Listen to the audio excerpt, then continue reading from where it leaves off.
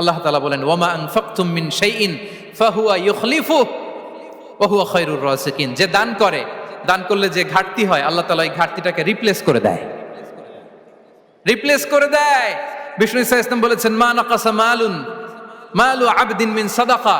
Charity করলে, দান করলে আল্লাহ তার সম্পদ কখনো কমায় না। প্রতিদিন সকালবেলা দুজন ফেরেশতা নেমে বলতে থাকে আল্লাহুম্মা আ'তি মুনফিকান খালাফা, আল্লাহুম্মা আ'তি মুমসিকান চালাফা। ফেরেশতা দুজন বলে আল্লাহ, যে দান করলো, দানের কারণে যে ঘাটতিটা হলো এটা তুমি মেক আপ করে দাও, এটা তোমার পক্ষ থেকে বারাকা দিয়ে রিপ্লেস করে দাও। আর যে ধরে রাখলো, কৃপণতা করলো, ওর সম্পদকে আল্লাহ তুমি ধ্বংস করে দাও। ওয়াল ইয়াদু বিল্লাহ। আমরা যেন দান করি। এরপরে বিষ্ণু ইসা ইসলাম বলেছেন বেশি বেশি হজ উমরা করলে, বেশি বেশি যদি কারো সাধ্য থাকে, ফিনান্সিয়াল ক্যাপাসিটি থাকে, বেশি বেশি হজ উমরা করলে তার রিজিকে বারাকা নেমে আসে। সব শেষে হচ্ছে দোয়া করা।